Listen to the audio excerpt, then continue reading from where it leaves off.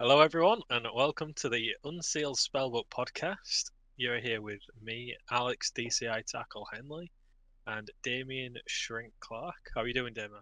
Hey mate, I'm doing all right. That's a really good intro. I'm proud of you. I knew you could do it. Nice. Bringing out the big guns for episode 3.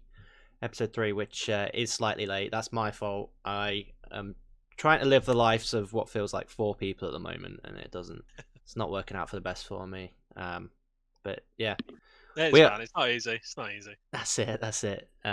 But we are here, and we're going to talk about the second round robin of World's Group Stage.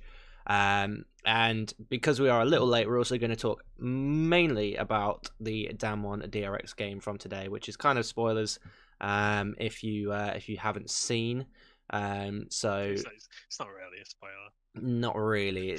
It's foregone conclusion more than anything. But if you haven't seen the rest of the games from week 2, go watch it now. We're going to talk about them at length. I forgot to mute my phone. My bad. It is now muted. And professional. Then once you've watched that, we'll give another spoiler warning, I guess, when we get to talking about Damien DRX. So you can watch that if you want to break the podcast up a little bit. Okay, so let's go group by group. Group A. What happened in Group A? What was surprising? What wasn't surprising? So first of all, we know that Suning is getting through the Group A first seed, and we have G2 at second seed. The way in which it happened, you could argue that it was a foregone conclusion, but it wasn't. I think that group was quite close. Sorry, I was just turning up your microphone. I just realised it's come on the video. My bad. Right. Carry on. That's right. So yeah, so we got a tiebreaker. I'm pretty sure it's the only group in which a tiebreaker actually got played, a meaningful one anyway. So yeah. First thing, we'll talk about the group stage. So this was TL's last shot getting in. They were 1 and 2 going into week 2. So, but by no means impossible to get through. But unfortunately, they were let down by G2 when it really mattered. Yeah. I mean, there's 2 ways of looking at this, and my initial gut reaction was, "Oh, G2, how could you do this?" Right? Like, I've been really pulling for TL. I thought they looked great in playing stage, and I thought that if any NA team deserved it after this week 2 as a whole, I thought if anyone deserves it, it's TL. But sadly, what really mattered was the fact that they did lose to Machi in week 1, and they did lose to G2 in that first game of week 2, when they'd already shown they could beat G2, you know. So I mean, I don't want to say that, like, when it comes to teams picking up like wins here and there, I think we can say like TL, when you look at the entire group stage in general, they beat every team in that group. Mm-hmm. So like, no team was unbeatable. There was no. They were a contender for the group. It was just circumstances led to them not qualifying for a tiebreaker spot. But again, the problem is those silly games that you drop against like Machi that TL should really have no business losing. Yeah, really came back to bite them in week 2. That's why these teams exist, and that's why it's really good that they are in the group stage of the competition, because they are playing spoiler for certain people. I think the same being partly true for PSG beating JD in the Group B, but we'll get around to that in a moment. Yeah, you are right though. Like these games against the emerging regions have actually been quite pivotal in the overall standings of the group. Yeah, absolutely. They're not just free win games that we used to write them off as in previous years, where everyone would kind of start the group with a 2-0 scoreline, and the only games that mattered were against each other. It's not like that anymore. Yeah. Now the PCS, I think, is a region to keep a close eye on, because teams like PSG and Machi, they both went, but oh no, PSG didn't go bottom of their group. Cough rogue, but they both placed low in their groups, but they still gave competitive games, and they were still playing crazy and playing to win. And I think the PCS are one to watch out for in future international competitions. Even historically, like we've seen that region pull out surprising victories. Like I remember when Wales was very much a Korean dominated tournament, and everyone just kind of threw their bets on whatever Korean team was going into Wales, whether it be SKT of old or Samsung Galaxy. You would always get teams like Flash Wolves come through, and they'd be like Korean kryptonite, and they would be the team to take a game off them in group. If any team were to take a game from these juggernauts in group stages, it'd be someone like Flash Wolves. Yeah, absolutely. So like, but now I feel like it's not just their region. It's any region now. Like there are games where like we even saw FlyQuest take a game of top. Like I know NA is not an emerging region, but people did not have faith in FlyQuest. There's been calls to arms for them to get dropped down to two world spots, I must say. But... Yeah. This was I literally just got finished listening to the dive just before we started the podcast, and they went into great detail in this. So I was actually going to listen to that tomorrow. Yeah. So if you get a chance, listen to the dive because I think they make some really good points on it. So I in the spirit of not covering what another podcast covers, I won't talk about it too much. But NA by all rights should have 3 spots. Like I don't think you help NA by taking spots off them, because I think you just end up then with only 2 teams that get World's experience, which means that only 2 teams go back to the region with that experience to iron sharpens iron, then improve the rest of the region. Yeah, I suppose in a way as well, you kind of like perpetuate the already like given statement that the only thing that NA teams are kind of like, I wouldn't say that the only thing that they're concerned about, but like it's all about like the domestic victory. So like you'll see these teams like really try to get that summer split victory, and then when it comes to Worlds, it's kind of like, we'll do our best. Maybe we'll get out of groups. Yeah. And if you take that second, like if you take the third team away, then perhaps that just perpetuates that even more. Like, or maybe even the domestic region gets like diluted because it's not as easy to secure a spot to Worlds anymore. Like, if that was the case, we wouldn't have seen Team Liquid even at Worlds this year. Yeah, absolutely. Which, if anything, and I was going to get onto this. I'm still relatively new to League, so when it comes to historical performances, I can't say much about it. But it's my understanding that is it 2018 that Cloud9 did the play-ins run through Worlds? Yes, I believe. Yeah. Yeah. So 2018, Cloud9, obviously the 3rd place seed, have a really good run through play-ins, have a really good showing in groups. 2019, it's Clutch, who, in fairness, they had to battle to get through play-ins. That was a tough group. when it came to international, Clutch just wasn't quite on that same level. However, I think they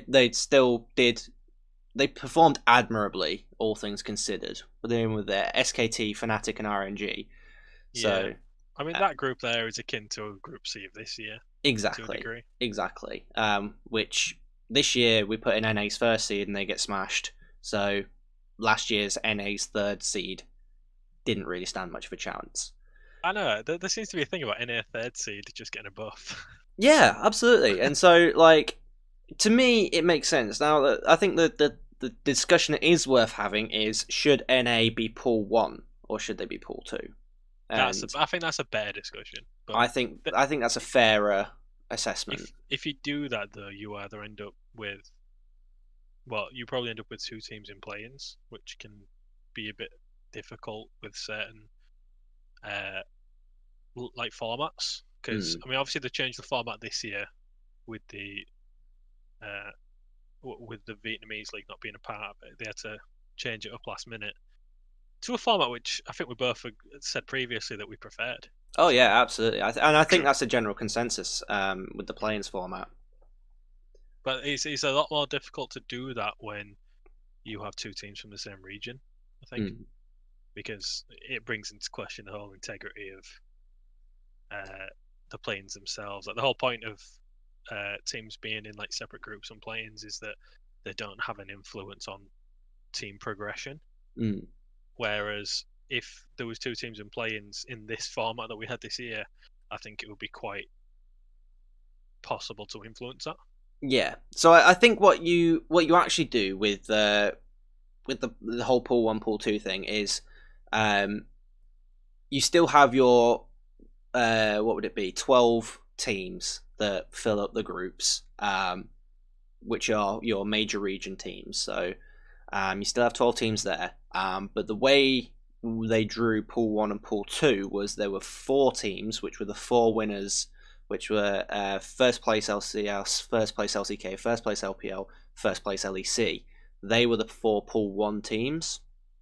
I say what you potentially do there is you drop LCS from there, and then you either, I suppose, add in PCS teams, which match you as a pool 2 team, or you then add, maybe the way I'd probably do it is the region with the winner from the previous Worlds, let's say this year it's LCK, they get 2 pool 1 teams next year.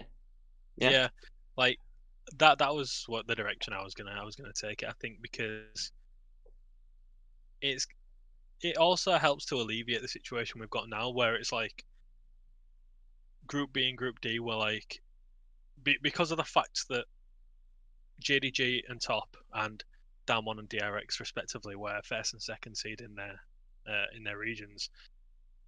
It's plausible that situations like this can occur, which means that the other 2 teams have next to no chance really, because the levels of the second seed in China and Korea are just arguably better than the top of NA. Yeah, even the 3rd seed was better than the top of NA. So well, yeah, as we saw, but it brings up a discussion, because if you do that, it avoids that. So if that was the approach that they took this time round, then there's no way JDG gets put into Group B. They'll likely get put into C. Well, I guess A or C. Yeah. Well, it would be hard to work it out because of in what order it dropped. But you wouldn't. What the point I'm trying to make is you wouldn't have them and Damwon in the same group. Exactly. It would be it would be someone else and Damwon. Yeah. So it makes it more competitive for, I guess, the other teams. Yeah.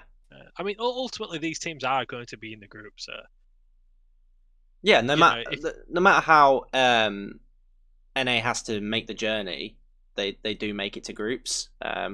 Because it's they fall right in that skill gap between play-ins and groups, and I think that in itself deserves them having 2 automatic group qualifications and 1 play-ins qualification. Yeah, I just kind of think there's a reason why there was a bit more interest in like Group A and Group C than Group B and Group D. Just like objectively looking at the groups themselves, like, you can look at them groups, and we even said it before. Like, we know Group C should be a banger. We know Group E is going to be interesting, and then Group B and Group D, we're just like, well, they'll be fun to watch, but we know what's going to happen. Yeah, and there were a couple of sparks here and there of something happening here and there, but. So just quickly to direct it to G2 and Suning real quick before we move on. Yep, absolutely. Stay away the important games ultimately at the end of towards the end of the second round robin. So are we talking about this bot lane pick? Is that what we're talking about? the collapse of G2. Unbelievable. They did it last year and they've done it again. They maintain this first place all the way through group stage, and then as soon as it gets to, they just have to win 1 game, and if they lose it, you've got another chance because it brings you to a tiebreaker, and they lose again. They did it against Griffin last year. Yep. Griffin won 2 games on the bounce against them, and yes, they did. I remember being there watching it live. It was good. It was heartbreaker, and more games meant that the absolutely crazy G2 fans kept chanting for longer, which, with our English sensibilities, we're like, could you not? I'm trying to watch the game. You I don't know. know. I had my Griffin banner. I was like, yeah, let's go. Well, yeah, your Uh, secret Korean fan. Not so secret Korean fan as it were. I mean, it's in the bin now because I mean, so a Griffin. So a Griffin, yeah. But regardless, yeah. So go ahead, go on. What was Come wrong on. with that game one I mean, or tiebreaker? The tiebreaker game. So I think you've got two things going on here, right? So you've got G2 inting the bot lane draft, right? They've tried to they've gone so galaxy brain that they've completely got no brain. So the galaxy is mostly empty space. Therefore, if you're a galaxy brain, you have an empty brain. Okay. Grabs had too much sugar. Yeah. I don't know if this was a grabs thing because this feels to me like Perks has all of a sudden just gone. Senna feels bad here. I don't feel good about the Senna, and Mickey's just sort of gone. Fuck it, I'll play it. But Yeah, maybe. I think the intention there is that they go maybe like Senna Wukong or like a Senna set. Like if Perks is going to play something instead, because I think G2 played the Senna Wukong in LEC at least once. I mean, I think the center set would have been okay here. I've got the draft, yeah, draft ordering, and like you can kind of see what Sunim were going for with like Jav and Camille. So you have last pick on G2 side. I think the set is fine because it does mess with the Hextech ultimatum. Like you can force Camille out with that. It messes with Jav and Engage. Yeah. So yeah, and it's not too bad into bad Ezreal. Like you have the constant, who's better scaling Ezreal or Senna. I mean, I do go towards the Senna side depending on the draft. So like, because you can get a lot more value from Senna in like the front to back team fights where you've got front lines and against champions that kind of blow the load, shall we say? Yeah. So if you're against like a diving comp and they try and go at you and they go at your front line, and obviously Senna mitigates a huge amount of damage between constant Qs and the ult. Yeah. It works really well into that. But into comps where you've not got much of a front line and everything's kind of like crumbling around you, Senna's kind of left in the middle of nowhere. Like, what do I do now? Yeah. And that's where Ezreal is better because Ezreal obviously has to self peel. He can build Iceborne. So yeah, the picks are close, but I don't think you've lost automatically by picking Senna into Ezreal, or vice versa. Yeah. In this case, they did pick Senna. They knowingly picked Senna into Ezreal, so they were prepared to do that. So yeah, the game goes on as you know, and G2 crumble. Like, I think a big part of that was to do with Bin and his crazy aggressive strategy in the top lane, which Wonder, honestly, I think he's one of the best top laners at Worlds. Like, Wonder's incredible. And was he playing the Renekton into the Camille? Yeah. Yeah, he's playing Renekton into the Camille. And it turns Camille into a ticking time bomb, like because Renekton has that window early where he does beat Camille, but if you don't do that, Camille is just gonna like scale well past what Renekton can offer to a team fight. And I remember the one play that Bin made, like he got a TP flank and then he like jumped into three of them. They were all like G2 were all clumped together, fleeing from Baron. I think they just warded swinging off Baron, and they were kind of like retreating to mid lane a bit, getting chased by the Ezreal and the Syndra and the Jarvan. And yeah, Bin just comes in, gets like a 3-man hook shot into Hextech Ultimatum, and then you just had an onslaught of Suning players like rushing, and it was a really good play by him.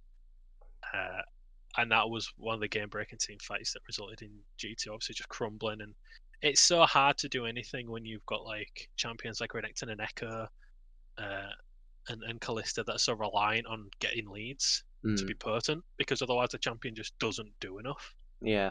Like an Echo can look fantastic. Like we saw who was playing Echo before? Was it? I don't know if it was BDD. No. No, it was GA. It was GA. It was GA, yeah. That's right, yeah. and he made the pick look like really impressive. Like he was one-shotting carries, Mm. and that's what happens when you play with a lead. But if you don't play with a lead, and you get, Cap's got a little bit like stalled in the lane. He didn't get enough of a lead to really be that potent. Mm. And again, you're going into Syndra, which can like eat you away. I mean, Echo does do well into Syndra because of the ult interactions, but it's G2's draft was very much like hit them hard, or go home. Like if you don't hit them within those first 15-20 minutes, you just roll over and die. Yeah. Which again, it says to me that there was some arrogant thought process going on there, where they thought, oh well, it's only soon, and we've beat him once, we'll smash him again. So and then going into game 2. Yeah, going into game 2. That, to be fair, I enjoyed this game. This was like an edge of your seat kind of moment where, by all rights, like G2 should have lost a while ago, but they were clinging on for dear hope.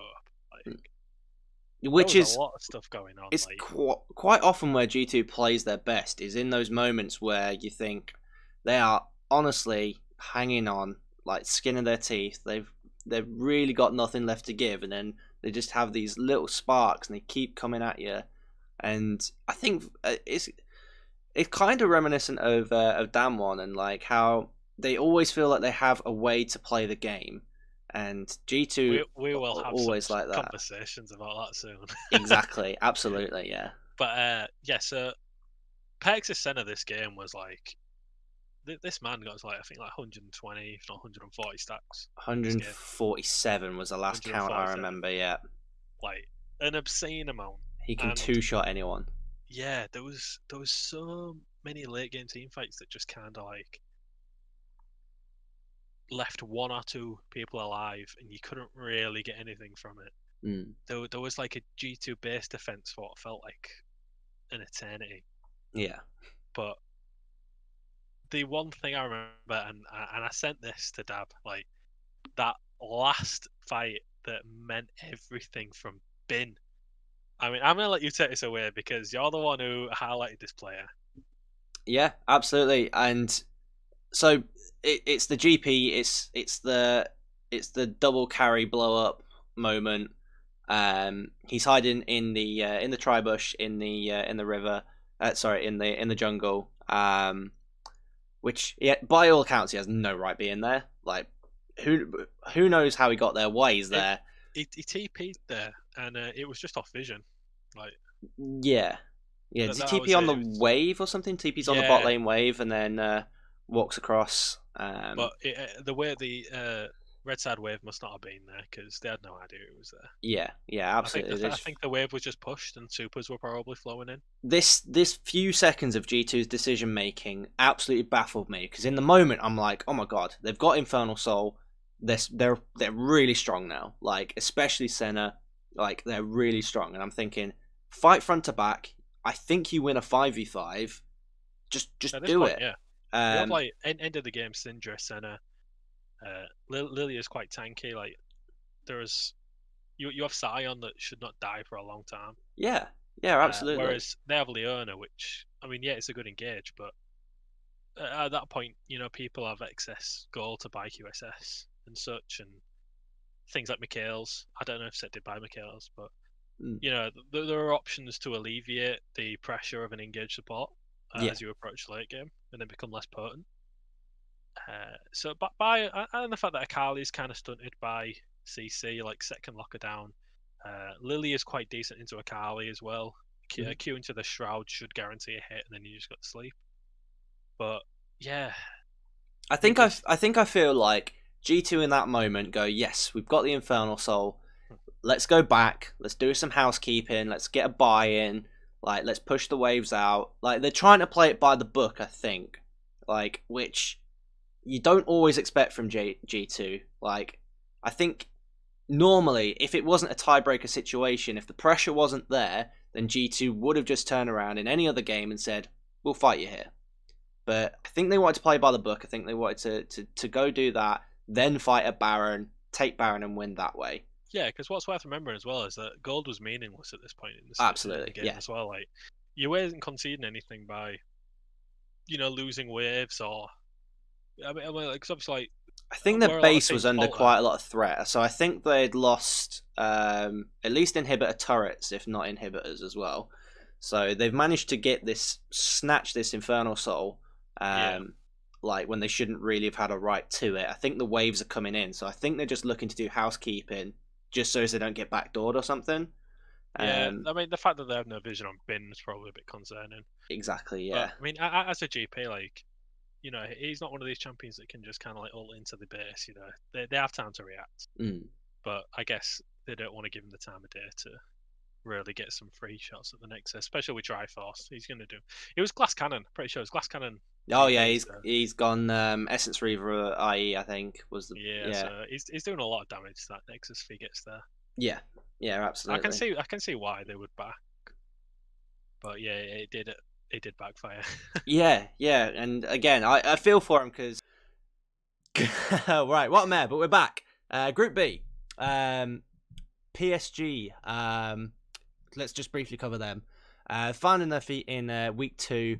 I think it took them a bit of time to get back into the original rhythm with their original players, and not go back to relying on obviously Kongwei and Uniboy from play-ins who smurfed it. But I think once they got back into their rhythm with River and Tank, started playing their usual way, they're actually able to take a game off JDG, which is no small feat. So I think PSG need to overall be pretty proud with their performance. I would say so. And even though the win they get against the Rogue here is a Rogue that is already completely out and not caring, still showing that they can go toe to toe with LEC, they can go toe to toe with LPL. I mean, you got to remember as well that when they went against JDG, like, although PSG were competing for anything because they were already eliminated, JDG were they were competing for first seed. Absolutely. They would have actually got it if they'd won this game. Yeah, PSG has played spoiler in there, which comes back to our original point from earlier about the PCS. They got a tiebreaker. They could have got a tiebreaker. Who does Damwon lose to? Damwon lost to JDG, didn't they? So I actually had a little giggle about this because I kind of felt like Damwon didn't even lose that, and they just kind of threw it just to tease JDG. Because if JDG hadn't have lost to PSG and then won against Damwon, they'd have forced them to a tiebreaker for first seed. Ah, right. But so because they lost to PSG, there was that last game didn't matter. Damwon were first seed regardless. Right. That's some more galaxy brain thinking going on there, I think. But I had a little giggle just at the fact that, I don't think Damwon lost on purpose or anything, but if they did, it'd have been quite funny because it didn't matter. This is what you could have won kind of thing. Yeah, true. But yeah, just to highlight, because there is something I want to say about the PSG win against JDG. And I'm going to make a habit of saying this because it's happened a few times this week. Drafting Galio without engage. Can we stop it, please? This is a PSA, by the way. Yeah, this goes out to every region, every player, every coach. Just stop doing it. Why are you doing it for? Galio is not engage. Galio is follow-up engage. That's how I see it anyway. Looking at this draft, you have Galio mid, and you're surrounded by Graves, Kale, Ezreal, and Karma. So you're effectively resolving the Galio to frontline duty. But why not just pick a dedicated tank? Because Galio's kind of in the middle. He's like a pseudo tank that is good in certain comps. I like Galio. I think he's good into certain champions because of the magic damage shield that he gets on his passive. He's good into following picks like TF who roam around because he can use it in response to a TF ult. And also it doesn't it's okay in lane. It can push quite well early. Yeah, it's got decent wave clear, yeah. Especially because people tend to rush Proto Bell on it. Yeah, absolutely. So waves become a non-factor quite early on with Galio. so that like leaves him open to roam. We can do dives with him quite easily. He's got CC for days. But like I say, it's to expect Galio to run in because, like I say, you have to build Protobelt, and people like to build things like more AP on him. And might go Zonius, they might go Leandris or something. Death Cap at times. If you're running in with like Death Cap Protobelt, Sonya's Galio, like in these mid to late game team fights as the front line, it's not a front line. Like if you get the flank off, it's fine, but it's so hard to get a flank off with Galio because of how I think that's why we've seen Predator Galio crop up a bit more, to be honest, because it's easier for him to get in. Yeah, he is able to at least catch up to people. Yeah, get the taunt off at the very least. And I would even think if you could still like taunt flash, that would be better. Like you could see this more, and it wouldn't be as bad. But I think it's hard for a Galio to reliably get in, and he's so susceptible to getting bullied in lane. Like you always have to pick him as a response pick. You can't blind him. Well, I was gonna suggest something different here about the drafting when it comes to Galio, because Lucian is permabanned, right? And I don't think anyone is realistically picking any ranged ADs into him. Yeah. Your AD matchups in general in mid lane just don't feel like people want to play him. I'm not saying they're bad. I think there are AD matchups that are completely viable. I just don't think people want to play him. So I think obviously that you're looking probably have they got that mixed damage threat. Junglers are always getting picked very early on in draft at the moment anyway, so you already know if there's a mixed damage threat by the time it comes to picking your Galio, like in your first round of 3 picks. So I think Galio is something you can pick in the first round of 3.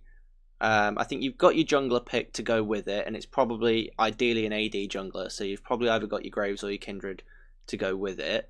At which point you then go, for the rest of the draft, you then can pick that engaged person that you wanted, and you can put it where it makes sense.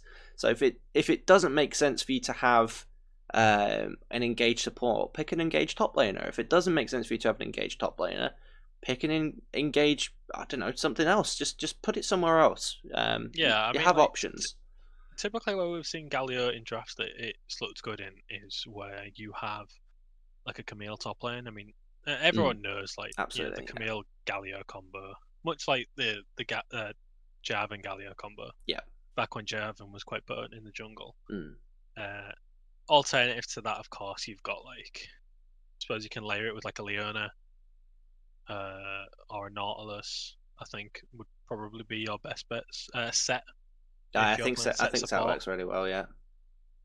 Things like that, but like I said, in this game, JDG had Karma, Kale, Ezreal, Graves. It wasn't even a response Galio as well. Like I could maybe forgive it if there was like a TF on the other side. But there's not even that. Like, is it Syndra he's played into? Syndra, yeah, he was into Syndra. Yeah, see, I don't rate that either. Actually, it wasn't into Syndra. It was blind. Oh, okay.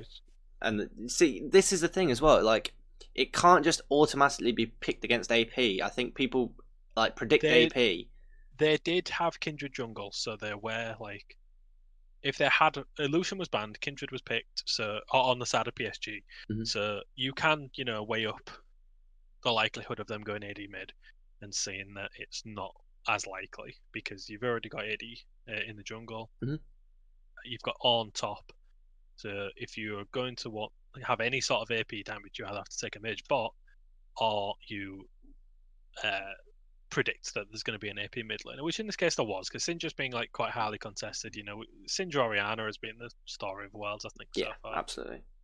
In the mid lane, so calculated bets on these Galio Blanc picks is fine, but it's just what he does in the comp. Like, what's his role that another champion can't do better?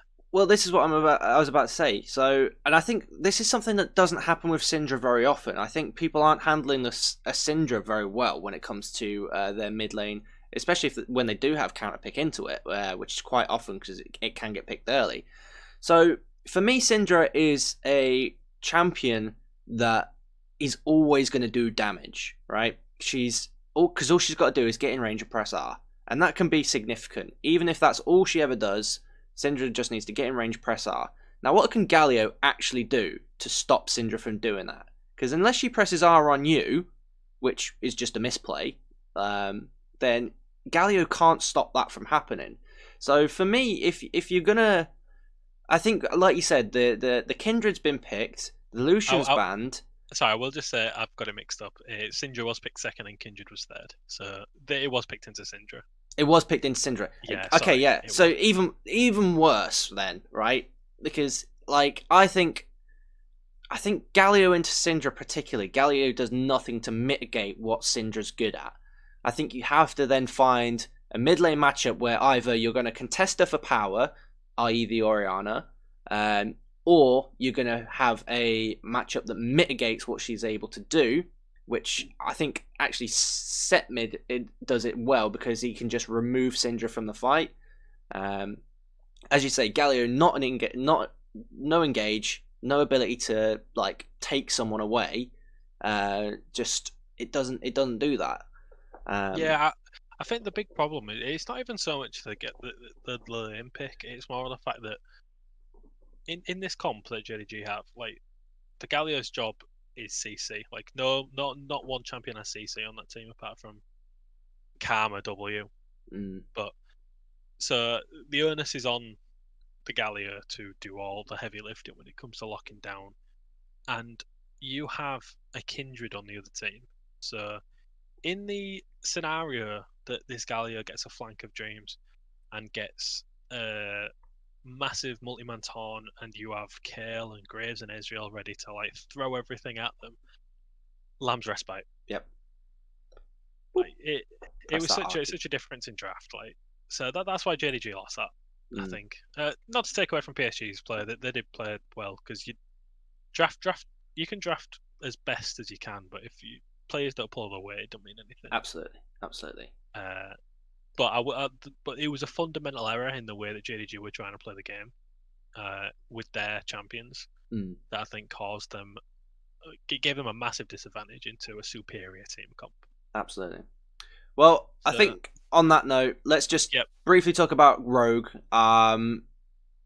Just not at their ceiling, which is completely the opposite for what I said last week, which was that Rogue were always playing at their ceiling. They just fell. I don't know if they were like feeling down about the events of week one or felt that they weren't able to get out of groups. Because I mean, yeah, to go 3 week 2 is a big feels bad. I mean, let's think realistically about what could have happened in this group. Rogue playing on peak form, okay, realistically should beat PSG in both games. Could have taken a game off JDG.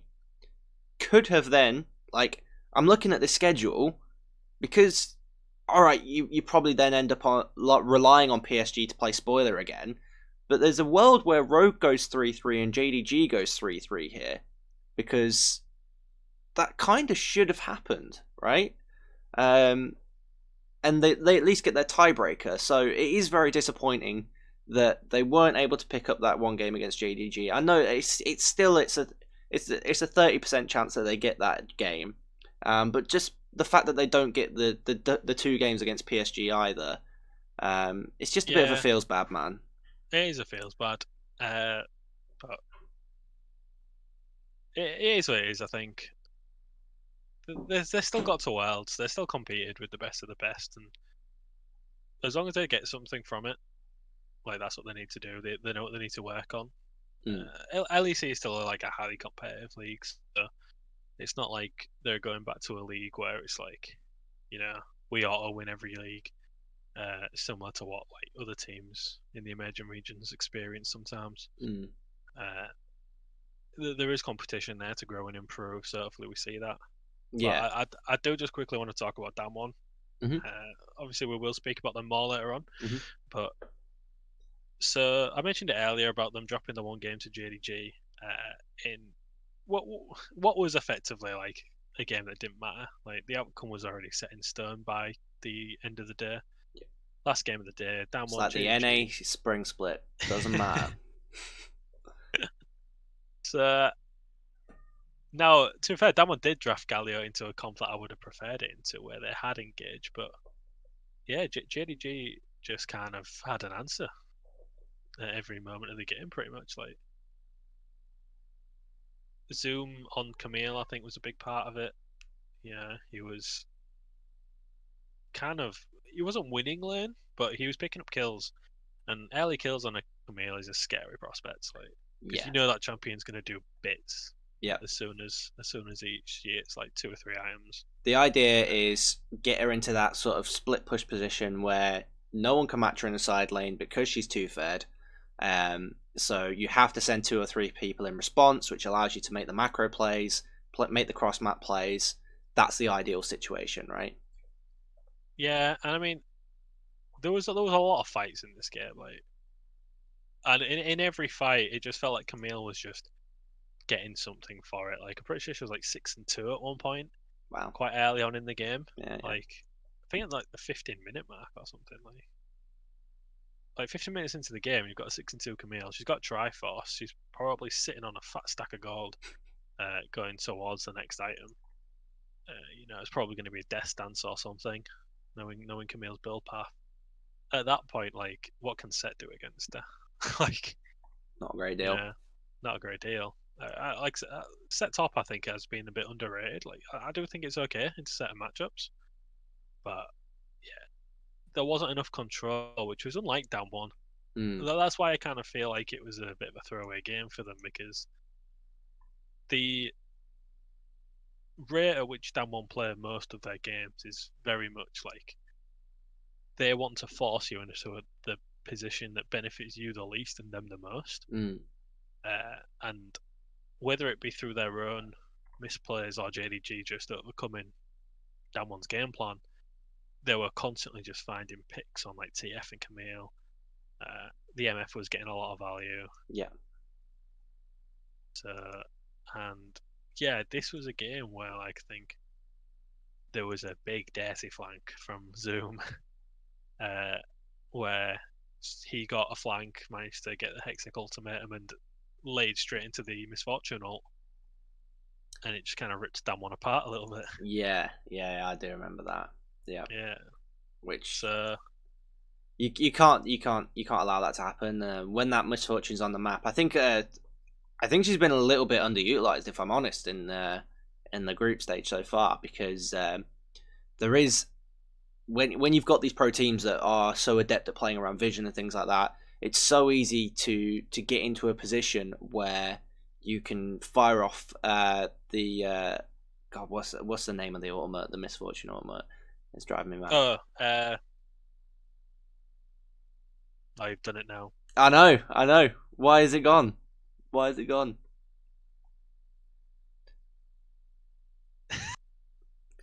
We'll just say the Misfortune ultimate. But yeah, it's so easy. Bullet time. The bullet time. Of course, it's bullet time. Thank you. Gosh. So it's so easy for her to fire off the bullet time out of the darkness. Once you've already been locked down, because like potentially it's not the end of the world for you if you get Hextech ultimatum come down on you. You're just like, oh, it's okay. The boys will arrive soon and bail me out of this. But the boys turn up, and then all of a sudden you're in a 4-man bullet time, and especially when the boys are comprised of like Galio as well. So, which I think we're on the opinion now is just a trash champ. No. It can be. You have to use it well. It has to be used Not to say Showmaker didn't, but there's a lot of things to take into account. I think salt is a good analogy here because it makes you feel salty, but also should be used sparingly. Yeah. I kind of look like might have been a bit of salt from down one after that game. I think the mustache kind of makes me look like Salt Bay. Ultimately, though, Damwon do finish first in the group. Yes. Regardless of the win that JDG picked up, which is well deserved. Could have seen it coming. Yeah. I mean, everyone had Damwon on their pick'ems apart from me. So I can't wait to talk about pick'ems. Group 3. Group C. Group 3. Group C. Group Gen G. Group Gen G. Yeah. Which Here's a weird feeling. I look right now at this scoreline, and I see Gen G 5-1, and I feel surprised. Why do I feel surprised? Right? It doesn't feel like Gen G went 5-1, right? Yeah. How many teams? 5 teams? They beat 5. They won 5 games. I can say with pride that I expected this. Yeah, I know. I know you were flying the Gen G flag. Purely because I do watch LCK and I do know Gen G, and like the players that they've got on that team are not new to the stage. Like they've been there before. Yeah. You know, Ruler's a world champion, Mm-hmm. and he wants it again. Like he's thirsty for it, and you can see it in some of the games that he's played. Oh yeah. So I just want to say I'm really excited for this game against G2. I think that's the one I'm most excited for this week, if I'm honest. Yes, absolutely. I can't wait to get to talking about that. But if we're actually just looking at the group itself, so let's just pull the knife out. Let's pull it out fast. Oh, don't do TSM, it. 0-6. Blood's everywhere. Bandage it up. Seal it up. I don't know, man. Let it reopen next year. So, TSM feel like they did the opposite of what TL and FlyQuest did. TL and FlyQuest get into week 2 on not the best records, and they go, let's just give it a good go. Let's just really go for it. TSM, on the other hand, wake up bleary-eyed on a Saturday. It's like, oh, what? Who are we playing? What? We're 0-3, so we've got to win this one, and we're playing Fnatic. And they're just like, oh yeah, whatever. All right, we'll try. Like they just, it's. I think the thing that's really mattered for me, and it's obviously just a very very broad idea, but it's the fact that TSM didn't have the fire. They just didn't have that. Well, as a collective group of 5, I think there was a couple of individuals on there that had it. I think Speaker probably wanted it more than anyone else on that team. But TSM on the whole just didn't seem to have the fire. They were too happy to concede, too happy to just. So the most competitive I saw TSM this entire world was in their very last game against LGD. Like, yeah, which I missed sadly. But that was like relatively a close game. That was the back door, right? Yeah. Yeah. In a game that meant nothing, like both of these teams were eliminated by this point, and that's when they both decided to show up. Mm-hmm. Like it's a bit strange. To be fair, like I don't explicitly think LGD didn't show up. I think they were just a bit outclassed by Gen G and Fnatic. Mm-hmm. I don't want to focus too much on TSM purely because like there's not much to be said for an 0-6 team. Let's just say it. That's not been said already. I'm sure everyone's got Twitter or has seen everything online. LGD, I think. Sorry, what was you going to say? I was just going to say, positive for me from TSM is Speaker looked really good. Don't screw him over, please, TSM. Just don't. Bio didn't look so good. He might get screwed over. But Speaker, keep him. He's good talent. He's got room to grow. He's only going to get better. Please look out for him. I agree with that notion. I think if they start doing this daft game where they're rotating junglers out left, right, and center, I can see it now. They're gonna get a Kaden and Grid back, and yeah, it's gonna be a fucking nightmare. I try not to swear on a podcast, but fuck. Go on then, LGD. So yeah, LGD. They had the potential, I think, to get out of this group, but ultimately it did come down to games that they were just outclassed on, dropping games against Gen G and Fnatic in the second round. Like, there's not so much to say about it because I can't turn around and say they played brilliant. I can't turn around and say they played awful. No, it was just that the better teams went through. I think LGD's arc is quite interesting, right? So from play-ins where they were kind of really slow to start, built up some momentum, get into best of 5s that they're used to, start to win well, and then they're back into best of 1s again, and it's sort of, I think that kind of stunts their growth again a bit. But by no means they look awful. They do go 3-3. So this is another team who do I want to say? They're kind of similar to FlyQuest, I suppose, in that they managed to get the 2 wins that they should have got, if you want to look at it that way, which were against TSM. And then they pick up one more extra win. Who'd they beat? Was it Fnatic? They beat Fnatic week 1, yeah. Yeah, Fnatic in week 1. Which is kind of like, oh, maybe they shouldn't. Maybe they didn't necessarily they weren't entitled to that win, shall we say? So yeah, 3-3 record is never anything to sniff at. Sometimes it gets you tiebreakers in certain situations. If TSM had managed to play spoiler, take a game off Fnatic or Gen.G or anyone, it could have made a massive difference. So yeah, I think LGD's record is probably reflective of exactly what they deserved. Yeah, I would say so. Not enough consistency to warrant being in the top half of the group. Fnatic obviously were able to kind of beat out TSM twice. They picked up a win against Gen.G, which was I think that was the turning point for Fnatic. Yeah, as soon as they got that win against Gen.G, they felt good. Because going to 1 in week 1 in that group is always going to feel good, but doing so and getting a game off the favourites of the group, which I do think people did pick. I mean, I know some people might not have individually had Gen.G at the top, but I think unanimously people know Gen.G were a big threat. Yeah. So looking at how the games turned out in week 1, them getting that win against Gen.G was quite big. So going into week 2, as soon as they picked up those the first game against LGD, that kind of sealed the fate. And then beating TSM, and then ultimately Gen.G, facing Gen.G in the final game for the first seed. That game was an important game. So, unlike in Group B, our important game was the last one of the day. The winner of Gen.G Fnatic made out first seed, and again, it was one of those games where it's like we're seeing Malphite again. It doesn't show up a lot, but it does show up. Yeah. It's I don't know that it should be considered a niche pick, right? Because it effectively, in a lot of ways, it does do a similar job to Ornn, right? You obviously don't get that same gold value with the ornaments. Yeah, it's a budget Ornn, being an Ornn. It is a budget Ornn. You know, it comes with a lot of the same stats.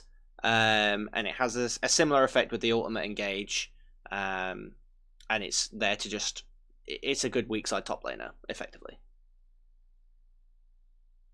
Yeah, and to be fair, in that game, Bwipo did play weak side plays quite well, to my knowledge. The problem came in the fact that we saw Ruler take up a champion we have not seen a lot, and that is the Aphelios. Yeah, which I think there's going to be much more to be said about that, especially when we get onto the Damien DRX series. Especially, but yeah. So the thing with the Malphite is, you have that engage where you can go in, and I think the Lulu is. I don't know how I feel about the Lulu pick, because you're kind of putting all your eggs in the Graves basket. Senna doesn't really benefit much from being, augmented by a Lulu compared to what an Aphelios or a Kog'Maw or a Twitch would. Yeah. So you can clearly see that they're just throwing everything into Selfmade's back and having Graves augmented instead. But again, it's like you're playing this short range AD carry into Lucian, Aphelios, Taric, and although the Malphite ult is very good, that's kind of why the Taric's picked up here, because he just does the ultimate, and the follow-up damage that comes up from the Malphite ult is mitigated. Yeah. A lot of it. It works the same way as what I said earlier about this Kindred being picked, and then you try and engage into the Kindred ult, but if everything you've got is blown on the Kindred ult, what have you got left after it's ended? Yeah. No, I think it comes down to really smart drafting by Gen.G, because there is actually nothing wrong with Fnatic's comp here. In isolation, you look at Fnatic's comp and you're like, oh yeah, front to back. We've got mixed damage. We've got we've got a tank that can stand in front of Senna. You can get the line heal off. In a long extended fight, I think we win it. But Genji just goes, no, let's not have long extended fights. Let's have a Counter Strike sort of situation where, like you say, Malphite goes in to start the fight, and they say, no, not starting the fight just yet. Okay, now we start the fight. And once we're at that point, Genji just has all the tools to win. Yeah, I mean, you've got two AD threats there. You've got your Lucian, you've got your Aphelios, and I know Malphite will deal with that quite well. It still doesn't change the fact that Malphite's not an immovable object. He does eventually get shredded. Absolutely. You'll have Black Cleaver, I imagine, on Renekton, who will stack that quite quickly on the Malphite. You'll have also the fact that if Graves dies in this comp, who's doing the damage? Yeah.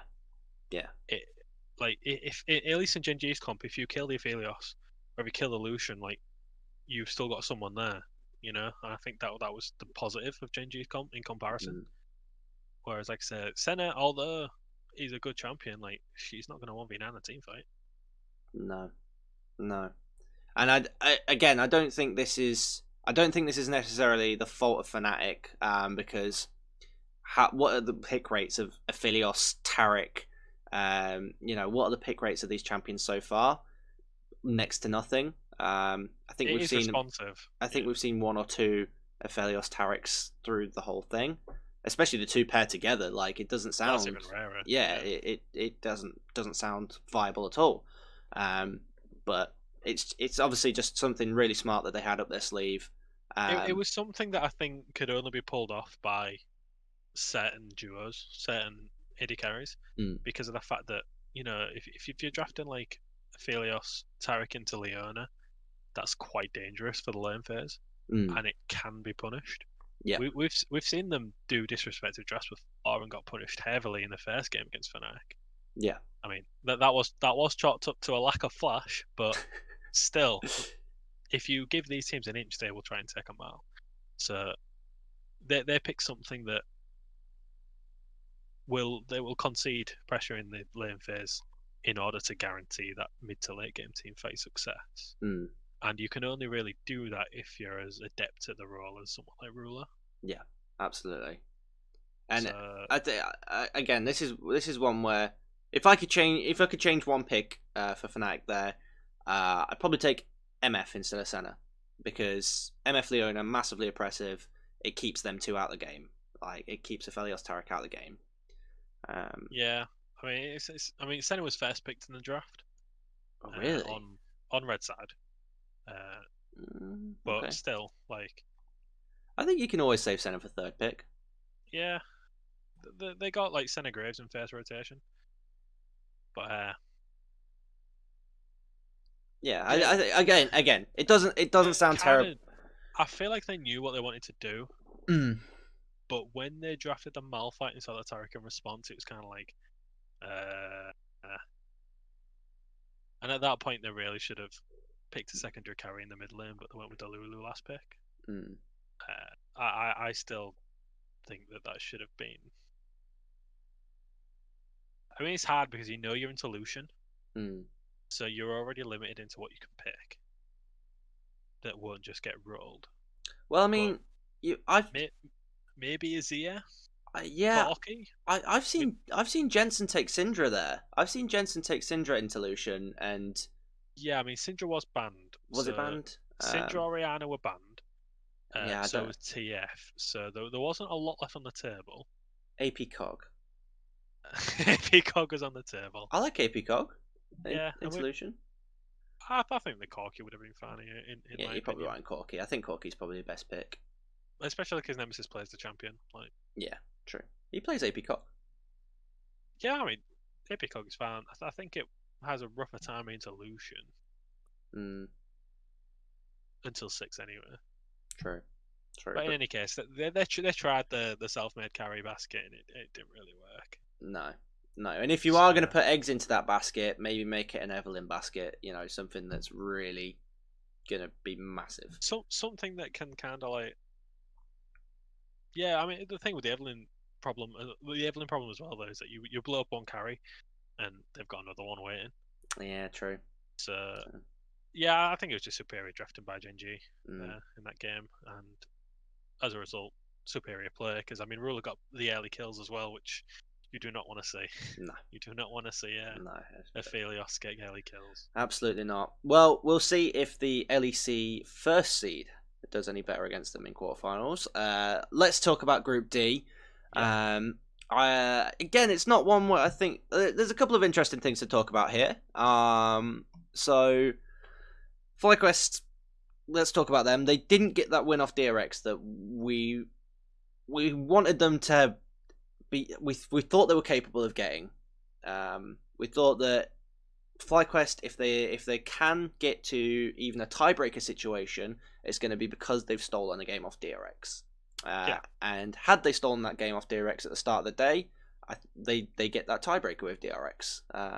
And judging by what we've seen through DRX and the way they've played in the group stage on the whole, I don't think they win that tiebreaker.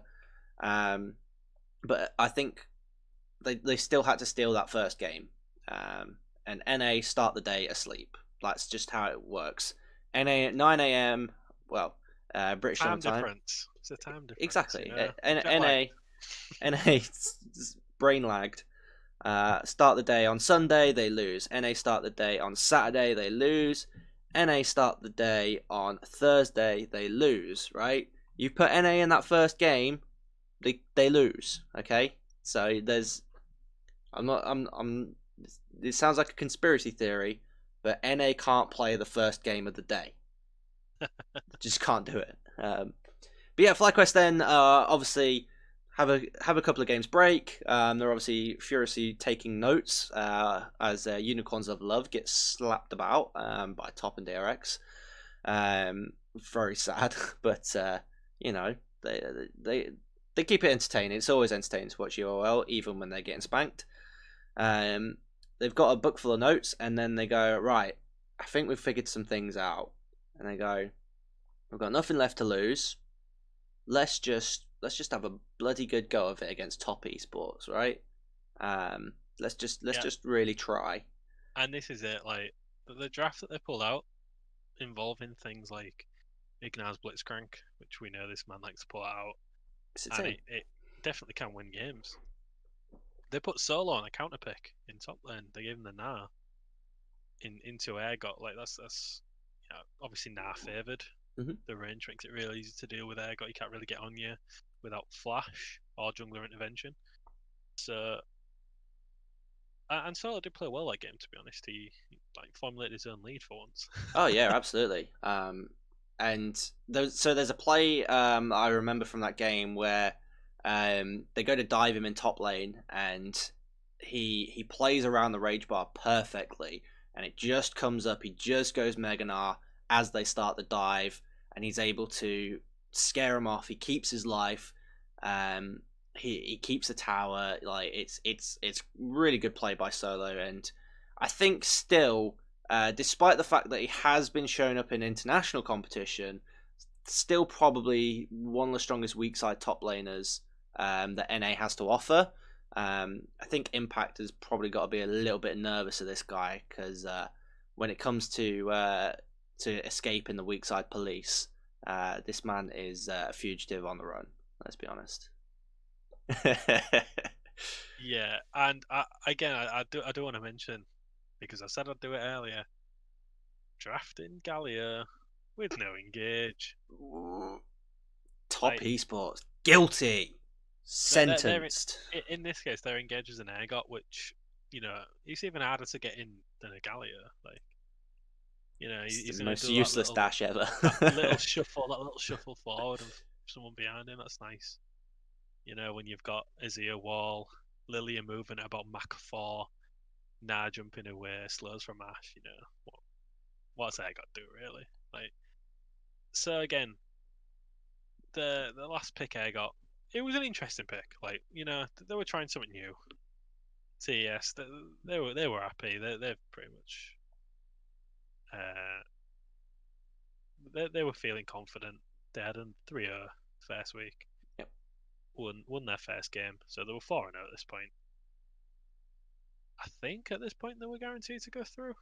Yeah, 4 wins guarantees you to go through. So they were But they're fine. They were not happy. guaranteed first seed at this point. So this is what's weird. And we've seen this a few times, I think, across all 4 groups, is that not guaranteed first seed, but still not playing like they have got something to lose. And I mean, so they drafted like Caitlin Lux bot to try and go for oppression, and FlyQuest just can't it with the Blitzcrank. Like, I'm just gonna grab you. Yeah. You can poke me all you want. I'm just gonna grab you. Yeah, your route does not beat my pulling you towards me and slapping you about. Which, to be fair, is kind of counterintuitive because you're doing the Galio's job for him to a degree. Yeah. But it's still responsive. It's not proactive. Mm. So yes, if you hook someone, Galio's got an in. But if you're hooking Graves, Caitlyn, or Lux, like there's not going to be a lot of follow up to that Galio, and that champion's probably dead by the time Galio lands. Yep, absolutely. Without flash or some sort of intervention. So here's the way that the top esports comp works, because I think there is a method to win this game, right? So what they do is they just play around objectives all game, which we know that they can do. They do have a good control style, especially with the jungler who's there to play 4 lanes. So top then they've got a jungler who's going to go around. He's going to help you push your waves out. You're going to all move to an objective as a group. You're going to set up. You're going to use Caitlyn traps. You're going to have Urgot hiding off a vision. You're potentially going to have Galio just continuing to push the last lane that needs to be pushed so that he can join the fight. You then invite the other team to come into your space that you've already set up around. You're in your pockets of vision. You spring your trap. Urgot jumps out at you. You get rooted up by Caitlyn Lux, and it's all about pulling them into a well-designed trap. FlyQuest just not falling for it, I think, is essentially what's happened here, and being first to set up around the objectives. Like it's happened time and time again in the groups. If you're the first to the objective, if you have inside track, it makes a massive difference. You just take by taking your recalls 30 seconds earlier than your opponent, getting your wards and going and placing them.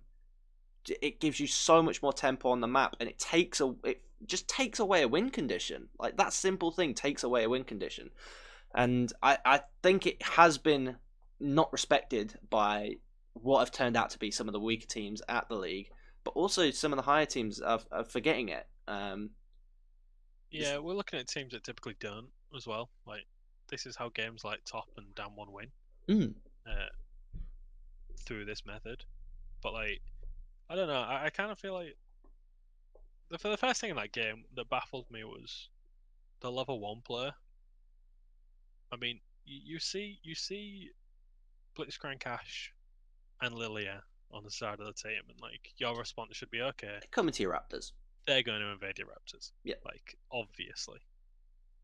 And you've got Caitlyn Lux, which I mean is fine, and Graves, but the problem is that they're trying to fight like without the Graves taking anything himself. So Graves was like mid lane or something, like coming in to try and get a flank, but Lily was level 2 at this point. So you have Ash Volley getting a lot of AoE damage. You have Lilia Q, a lot of AoE damage, and then the Blitzcrank hook as well obviously gets a lot of value in level 1. Yep.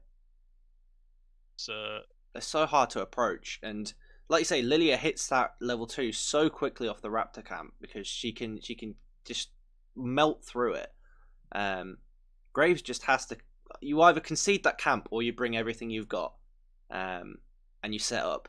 Yeah, and that's it. And like you get the meme, Wild Turtle flashes forward, but he gets the kill, and that pretty much like sets the lane. Like, uncharacteristically poor performance from Dracula this game, to be honest. I don't know if he just didn't have his Weetabix. Wasn't on his center. Wasn't on his center. Like Can only do damage on two center. Wild Turtles getting 2 kills in the first like 5 minutes of the game. Obviously, one was off an invade, but another one was just mistakes from their top duo. I think what was really interesting, actually, thinking about this matchup, is that in the week 1 game, Wild Turtle and Ignar almost get a 2v2 kill on Jackie Love as well. And I don't think it has a lot to do with Jackie Love doing that. Oh, he plays on the edge, he's really, he's a pretty edgy guy. He plays really close to the edge. I think it's just potentially Wild Turtle is playing in a way that Jackie Love doesn't expect. Uncharacteristically aggressive. Yeah.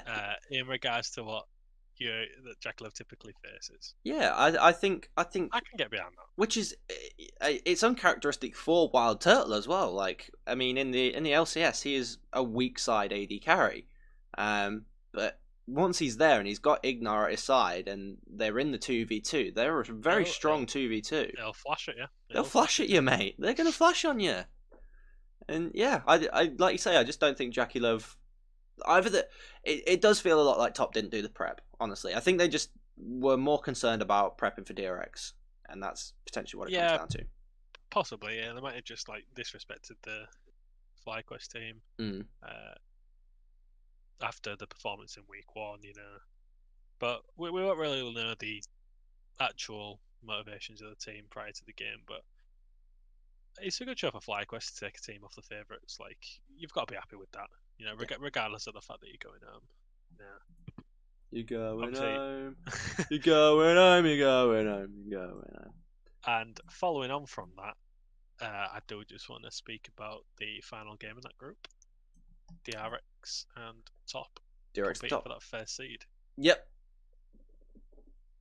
This was back to form for Top on it, really. They lost that game and they got into the dressing room and was like, right, let's not do that again. Yeah. Yeah. I think they all lined up. Coach just went down, gave them a slap across the face, every single one of them. And then they were like, no, you're right. That was dumb. We won't do that again. Yeah, and we saw a much more patient game from Top, like, compared to the previous game. Like, there was no daft first blood given away in the bot lane. Yeah, I don't think we saw a kill till like the 24 minutes mark. Like, it was really quite a late first blood for these teams. This is DRX talking about, don't forget. Yeah. Yeah, they picked the Vlad. 369 was on the Vlad, and he did a pretty good performance on that. I think there wasn't as much of an answer on the side of DRX, which is interesting actually from the games today. But yes, as I think we predicted, Top goes 5-1 in the group. DRX 4-2. I like Top's arc through the group stage. So Top, I think it feels to me, right. This is an analogy I've just come up in my head, right. So it's a night out, right, for Top, right. They start off with pre-drinking, they're feeling good. They get some pre's in. They get to the pub. They get a few more beers. It's feeling good. They get to the club. They're getting the girls. It's feeling great. They're peaking. They're at the point. Then they have one shot of FlyQuest. They puke up. They're just like, oh, tactical chunder. Out the system, back on the beers. That is Top Esports. That's their arc through group stage. I like that. Yeah. I like that analogy. Top are the true lads, I think, of... No, I kind of care for these boys. Absolutely. Oh, God. Sorry to our Parisian audience. But yeah, like, this game pretty much ends with 6 deaths, I believe. Yeah, not much action at all. Sorry, I'm just fact checking myself. That's fine, because I won't do it for you. 10 deaths, but like 4 of them were in the final moments. So KDA Kings. Yeah, absolutely. So, in the last, 5 minutes of the game, that last 3 minutes of the game is where we see the most kills in the game. Yep. In any one isolated moment. So very controlled, very slow gameplay, letting the Vladimir scale up, letting the Oriana scale up, and eventually just rolling over DRX, which again didn't have a bad team comp. No. They had Kindred, Caitlyn, on, so they had late game. They got tools. Yeah, I think it was just they were kind of overwhelmed by the leads that were accrued by the Vladimir and the Oriana. Overwhelmed, I think, is a very good word to sort of end that thought on, because I think overwhelmed leads on into DRX versus Damwon. Just quickly though, right? I just want to ask a little question. Did anyone get out of groups that you didn't expect? Did anyone not get out of groups that you did expect? We're not thinking about pick'ems now, because I think pick'ems, I think sometimes we try to galaxy brain it and think, yeah, no one's going to put TSM top of the group. We like maybe this is results based analysis, but pick'ems doesn't feel genuine. Whereas what has actually happened for me, I haven't been surprised by anything. Let's be honest. No, yeah, I agree with it. So Group C, you can kind of say that in any case, because we did talk in depth about how this group could turn out in any fashion and it seemed right. So that's kind of like the question you're asking, really. Anything could have happened in Group C, and the answer would be the same for this question. Yeah. But you're looking at Group B, Group D, even Group A. No, in answer to your question, I'm not surprised it ended up like that. No. I'm not surprised TL didn't make it through over Suning. I might have, it did in my pick'ems. I might have put them for that to happen, but am I surprised? No. I think potentially we rode the high of play-ins a bit too hard there.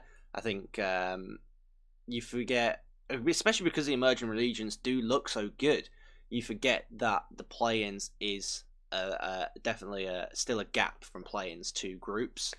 Yeah, I think that was showcased. And I think if TL had got through, you would be surprised. Even though we kind of wished it and wanted it and could see it happening, it would still be a surprise, right? I actually agree with that. When I think about it in my head and I think about the pick'ems that I did, having TL and TSM get through, again, it might be result-based analysis or hindsight, but if they'd have got through in this moment, I'd have been more shocked. I'd have been like, oh, fair one. Rather than, yeah, no, that was always going to happen. That's why I picked them. Speaking of pick'ems, I'm just flicking over now to show. So here are mine on screen for you now. As you can see, Group A not going the way I wanted. Voted with my heart. Al's Group A being exactly the same lineup as my own. Group B, the only thing I could get right was Damwon JD. Rogue with the disappointment meant that I didn't manage to get 3-4. Group C, anything could have happened, and what I predicted didn't happen. Let's just put it that way. And then Group D, I actually got perfect. I got Group D spot on. So 37 points earned for me for my pick'ems. And while I just briefly switch over to Al's. No, don't do that. Well, it's only fair. So let's go over here. Again, Group A identical. Group B, you were a JDG enjoyer, which didn't work out for you. Also had Rogue and PSG in the same positions as me. Rogue, yeah, that was a nightmare for me. Yeah. Rogue not pulling it out for us there. Group C, you did a little better than me. Genji, I don't know that many people predicted Genji to top that group, so I think you've done well there. TSM, again, I think we do ride the high of their performance or their arc, and we go. I think so. I think we've positioned these based on narrative and not based on actual analysis for the most part. To be fair, when it comes to pick'ems, I like to have a bit of fun with it anyway. Like I mentioned a minute ago when we were talking about the teams that we predicted to get through, or the teams that will be surprised and we weren't surprised at all. There's definitely a world where we predict these pick'ems exactly right. Yeah. And it makes sense. But, bit of fun, isn't it? Absolutely. It's all a laugh. And I don't need a monitor set up or whatever you win from it. Whatever. I've got a computer. It's only 8 years old. Whatever. And then yeah, like the unicorns fly quest. I picked unicorns to do better, but fly quest actually showed up and surprised me, to be honest. I suppose if you could say that was the most surprising thing, I think the fly quest 3-3. Yeah, yeah, right. Especially the way they got it. But let's go back to spoiler right now. We are going to talk about Damon Gaming versus DRX. If you haven't seen the best of 5, do go see that now. And you've seen it? Wicked. Right. So let's talk about this this series. So I've already given the spoiler alert. Here's the result: 3-0 Damon. Where have I seen this before, Al? Where have I seen it before? 3-peat LCK final. Absolutely. Yeah, I have had to watch it on and off while I was at work today, on breaks and such. If any of my colleagues are watching, but yeah, I managed to watch it on and off throughout the day. The only game that I got to see the whole way through was game 2, while I was actually on my lunch break. Game 1, I came in sort of midway. The commentators informed me. Who was commentating this game? Atlas and LS, right? Atlas. Yeah. So Atlas and LS informed me that Damon were actually disadvantaged in draft, and that it was going to take some big slicing maelstroms from Nuggery to make the difference. Lo and behold, Mr. Nuggery, a big slicing maelstrom for you, sir. To be honest, I actually tweeted about this because you were well into DRX's draft, right? Yeah, like, and it was because of a simple thing that, like, I don't know if DRX were just like watching the games that they cared, but in Group B there was a game where I can't remember if it happened first, but Nuguri played Lulu top, and then I think it was against PSG. Hanabi picked Lulu top, and then the response was Kennen. Yeah, no, that was Nuguri picked it into Hanabi. Yeah. Nuguri picked the Kennen in response to the Lulu top from Hanabi. Yeah. And you got to a second round of pick into the pick, and the Lulu gets locked in for DRX. And at this point, before it even flashed up on screen, I was thinking, Nuguri goes Kennen here, and they're expecting like the Lulu top because they've shown mid, they've shown AD, and they've shown jungle. Mm-hmm. They probably wasn't thinking, or if they was thinking Lulu support, they were more on the side of it being Lulu top, on the balance of probability. Yeah. And they baited the Kennen out of Nuguri, and as soon as they did that, I was kind of like, well, that's really smart because now you've got, like, they've got Leona bot, so you know full well what Lulu's into, and that's fine for Lulu. Like, she can deal with that lane. It's still a melee matchup at the end of the day. Yeah. Like Lulu can deal with Leona quite easily with the polymorph. Like, you can just polymorph Jhin or polymorph whoever. I think her kit's overloaded. I won't get into that, but that's a special bonus episode. Exactly. But the important thing is the fact that you now have Doran being able to play anything he wants into the Kennen. Now, we did pick the Jace, and I wasn't expecting the Jace, to be honest. I was actually expecting something like the Camille. Okay, yeah. Into the Kennen. Like, it's not the best matchup, to be fair. And maybe if you did want range, Jace is the best thing. Like, if you just kind of want to oppress the Kennen and try and minimize the scaling that the champion can have, so it doesn't have as much of an impact in the mid-game team fights, then Jace probably was the better pick. But obviously you run into the obstacle that Jace falls off into the team fights, whereas Kennen will only get stronger. So I like what DRX did in the draft, but it was the execution, I think, that faulted a little bit. Like, Chovy looked a bit out of sorts on the Orianna, to be honest. Like, there was a few shockwaves that he did throughout that game, which weren't very meaningful. Yeah. Like I think he did a shockwave to try and get Nuguri, get Kennen, about 20 seconds before a dragon fight, and he just whiffed it. Yeah, that's right. I think that was a soul fight, actually, to be honest. I think it was, you're right. Yeah. And so straight away, that's like, well, there's no Orianna ult for this dragon fight, so I guess we just take it. Yeah. And I know why people pegged the draft in DRX's favour, and it was simply because of the Kennen to Kindred combination. Like, on paper it looks quite straightforward what you do as the Kindred in that role. Yeah.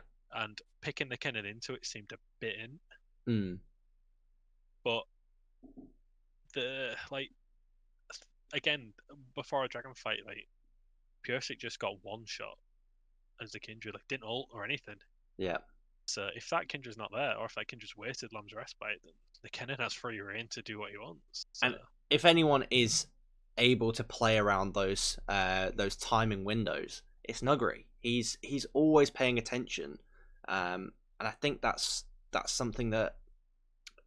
This is why Doinby was so effective in last year's Worlds, was that he was paying attention to everything. You meme about Doinby timers, but he was able to time those things because he was so alert to everything. And I think that's something that Nuggery's really great at as well. He's so alert to where vision is. He's so alert to what his timing windows are. He just knows when it's his turn to play the game. And I think that's what really sets him apart. As for the Jace pick, I literally just got to see before we did the podcast the Lane Kingdom episode that Zale did about the DRX FlyQuest game, where he completely Lane Kingdom solo. Now in that matchup, Solo's on the Ornn, but Doran's on the Jace, and basically what it is it's a massive level of mechanical prowess from Doran on the Jace. So I think in this case he's just thinking, Nuggery's got a good Kennen, but I'm really good at Jace, right? Yeah, I think that's what it is. He's like, just thinking that. He's feeling his Jace. He's going for it. So, I mean, like I said, we said it was a 3-0, so we know this game does ultimately fall in Damwon's favour. Mm-hmm. Off the back of errors from Pursic, really, and Chovy. Yeah, which is, it's a rarity from Chovy to be the one to let the team down, right? Well, it's either Chovy or Churky. So oh, okay. Churky turned up in this one. Okay, well that's kind of sad. Yeah, that's kind of sad. It's kind of the story of like the rest of the games. Game 2 I thought was interesting as well. Mm-hmm. Game 2, DRX have a really clear win con. Yes, and they don't like this. There's a story between Game 2 and Game 3, which is quite funny, and it's about this idea that Damwon play around your weaknesses. Mm-hmm. And try to create situations that you as an opposing team cannot create the conditions in which your team thrives in. Mm-hmm. And we saw it in like the complete opposite fashions in the last 2 games. So in Game 2, you had a team comp by DRX that likes the split fight, it likes the flank, and it likes Jax having free reign to just invade the backline and get on TF, get on Aphelios. Mm-hmm. And the response from that by Damwon was to keep everything in like this close proximity in which DRX couldn't get around or didn't get around. And it just ends up being a front-to-back team fight. And front-to-back team fights, when you've got Aphelios on and TF, is like a dream come true. Absolutely. Yeah. You know, if you're just going to stand in a straight line and let the Inferno burn through you while TF just stuns you as you're running away. It's yeah. You're Jax right. can't do anything. Jax can't run into that team because he just gets CC to death. Yeah, Damwon just did the roaming sort of death squad version. It's like exactly you mess with one of us, you mess with all of us. Mess with all of us. You mess with all of us. That should be a t-shirt. I'm sorry. For me, DRX here, I was a little disappointed in the way that they were using their champions. So I think you've got a lot of tools to actually make picks for DRX here.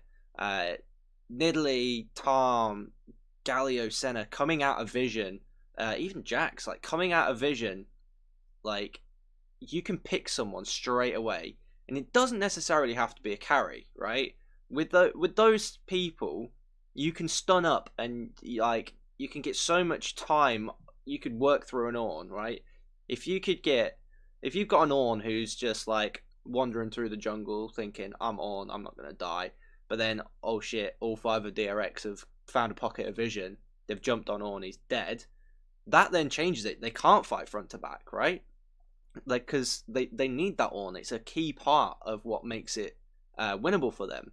So at that point, Ornn's off the map. Jax can go off and go split push.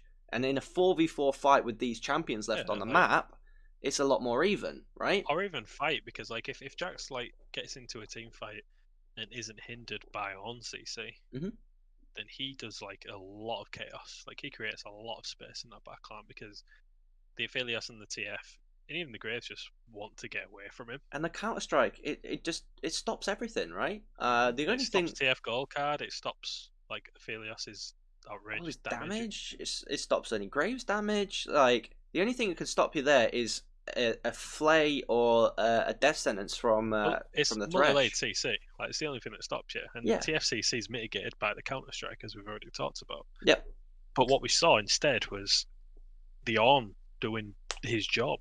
Like I remember they got a pick onto Beryl, and he had to flash out, and then the response was to hunt him down. Was Jax and Galio jump in, and then off that you just get Ornn smashing into him, into the ult, into the TF goal card. It's just like Jax can't do anything in that situation because you've gone into the position you really do not want Jax into this front to back situation. Yep. So I think a lot of impatience by DRX to not wait for the conditions, but also Damwon again forcing them into these situations where you're fighting on their terms and not your own. Because like the comps are different fundamentally. Like the comps work better in different situations. So that's what will decide a team fight. Obviously you've got individual prowess and champions and such, but ultimately 9 times out of 10 Damwon win the front to back, and probably 9 times out of 10 DRX won the split fight. Yeah, absolutely. So it comes down to, and again, what you mentioned about vision earlier on, that's a big part, and that's how Damwon kind of like choke you out. Like, they know where you are, so they just put themselves in the position where they force you to come to them in their territory, in their fashion, or you concede something. Yeah. And that's kind of the best way to play League of Legends, I think, currently. Absolutely. Like you force a team to make like a do-or-die decision. And I think that's coming a lot more with the introduction of Souls this season. Yeah. Because you're putting a lot more pressure on objectives, and that can be really tense because of how game-breaking some of those Drakes can be for certain team comps. Like checking this game out, I'm pretty sure like the Drake was in Ocean Drake. Yeah, it was Ocean. Yeah. I think this one. So Ocean Drake on like a comp like Damwon's. Well, for both comps really, Ocean's quite good. It's pretty killer, yeah. But Damwon have the prior at this point. So you start panicking a bit as DRX, and you start going into them. And they don't even need Soul. They close up before Soul even gets taken. But it was kind of playing into what Damwon wanted them to do. And again, similar to that game 3, I like what DRX tried to do. I do like it. It was last game, effectively, of their Worlds run, potentially. So they were just pulling out all the stops. They pulled out the Vladimir, pulled out the Vel'Koz. Last pick Vel'Koz made. It could have worked. Like, in this situation, you have Braum, Senna, Graves, Vel'Koz. And you're into, like, Ornn again. Like, they're giving a agree on twice now. Ashe, Pantheon, Kindred, and Orianna. So, the biggest, like, takeaway from this is, in a front-to-back team fight, you have 2 threats. And Kindred can only mitigate 1. So you have the Vlad, E-Flash, ult, pull. Do you ult that? Or do you ult the Lifeform Disintegration where the laser of like CCing true damage that's coming from Vel'Koz? And that's typically what happens. You try and push up to them and you've got Braum as peel. Like the Pantheon shouldn't, in theory, be able to get close when you've got Braum applying the passive, and then you have Senna and Graves to just auto stun off their auto attacks, pretty much. But what we see happening is Damwon forcing these split fights in which champions like the Pantheon thrive. Like catching a Vel'Koz or a Senna out of position. It's so free. Like Pantheon just walks at them with Orianna Ball, W ult someone's off the map. Yep. Or even Arnold to get a pick. You're not using the Arnold in the same fashion as they did the last time. They're using it in a fashion to split the fight rather than get everyone at once. So in this game, they forced so many times DRX into like separate positions. Like some of them are like this side of the jungle. If we're talking about blue side of the map, like say blue buffs here, like some are here, one's there, and Damwon kind of just roll in from the right like a sweeping force. Yep. And Def's just getting caught out like on his own because Yeah. they're not playing to their win condition. No, that's right. And this for Damwon, like Beryl on Pantheon is a signature champion for him. This is something where the win con is so clear. So you've already seen Nuguri play Ornn in this series. You know how he's going to play it in top lane. You know he's going to trade aggressively, but only when he knows it's right to do so. Yeah, we saw a little trade kill in the top lane this game. Yeah. A weird one, but yeah, we saw typical on bullying from Nuguri. Yeah, it's not supposed to be able to do it, but he can do it.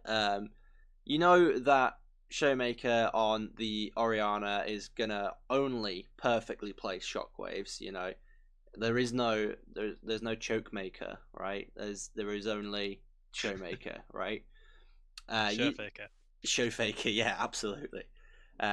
You know that Ghost is quite happy to play Ashe and just farm because Cenobron can't kill Ashe. Like, are you kidding me?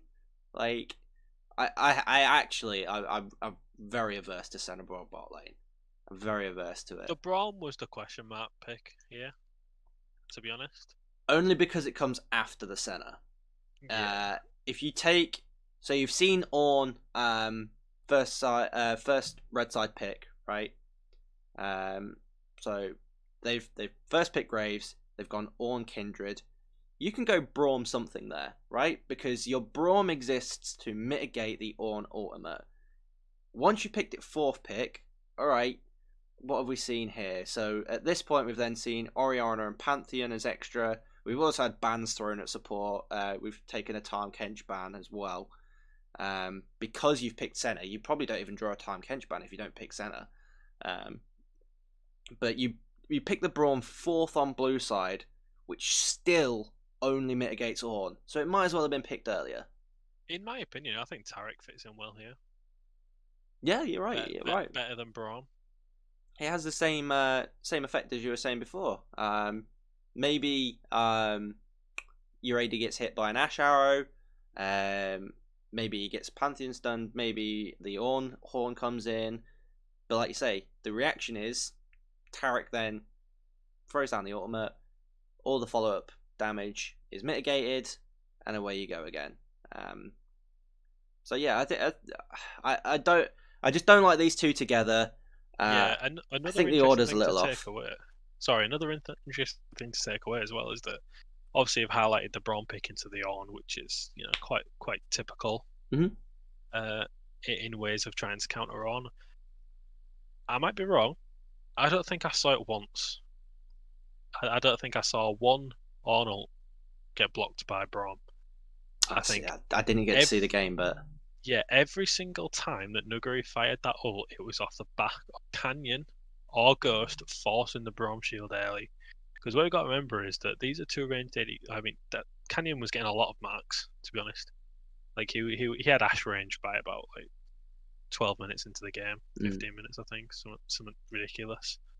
But the thing with these champions, Ashe and Kindred, is that they apply slows when they're going for you. Also, Stormers was an early buy for Canyon. So you have these two AD carries going on to you because, I mean, you don't have any engage. Like, you've got Braumel, that's it. So they're coming to you and they're bombarding you with Ashe slows, Stormers, a Kindred E, all these slows. That is effectively a pick. Like, it works just as well as the Ashe arrow in terms of stopping a Senna or a Braum or a Vel'Koz. Yeah. And it forced the Braum to put up the shield in so many occasions that then Nuguri was just like, well, guess I can do what I want now. Once again, Nuggery's paying attention. He sees his timer. He takes his timer. He wins the game. Like the guy is insane. Like I think it's massively underrated. I mean, I think he is highly rated, but I still think that is underrated. I just think the guy's insane. I've again last year when I saw him at Worlds, Klepto Cole. I just thought this is a guy who he plays the game in his way, right? And that I think that's become now the Damwon mentality. Like it doesn't even matter if he dies. That's the thing. Like Yeah. people meme the 0-2 power spike for Nuguri now. Yeah, Like, was it game 2 where he flashes under the tower on Ornn, right, to try and get a pick? yeah. He's getting ganked, so he's like that. I'll try and trade kills. I'll flash under the tower and try. Yeah. I'm like, what are you doing? I saw that and I actually respected that. Like it. I like fair, it. It was well played by Doran because he recognised it. Yeah. Flashed in response, so it was kind of just a free kill. But yeah, that was the game. Yeah, I like the idea. Like, I think, and if he'd pulled it off and he gets a trade kill for that, you go, oh my god, he's managed to force a trade out of that situation. That's immense. But yeah, in hindsight, maybe just save your flash and die with grace. Like, maybe choose to die to. Well, you get the choice of who to die to. I think he actually died to the Galio, which he did. Is probably still not the worst stuff, all things considered. No, I mean, in that situation, you definitely want the gold on Vlad, but you're not going to complain about a kill on Nuguri, but in so many occasions we've seen that it just doesn't matter. Like, you can kill him, it don't matter because he's still somehow going to come in and rip a team fight apart. We saw him like going 2 on the cannon or something, like, yeah. And next thing you know, he's still solo killing people. I think what's really a skill set in League of Legends, and this is I keep coming up with more realizations. The more I speak out loud about League of Legends and the way the game works, the more I come to realizations about why NA is not in a good spot right now. And one of these realizations that I've come to is that gold spent is so much more valuable than gold earned. Like it, because that's just how the game works. You don't get any stats off gold sat in your inventory, right?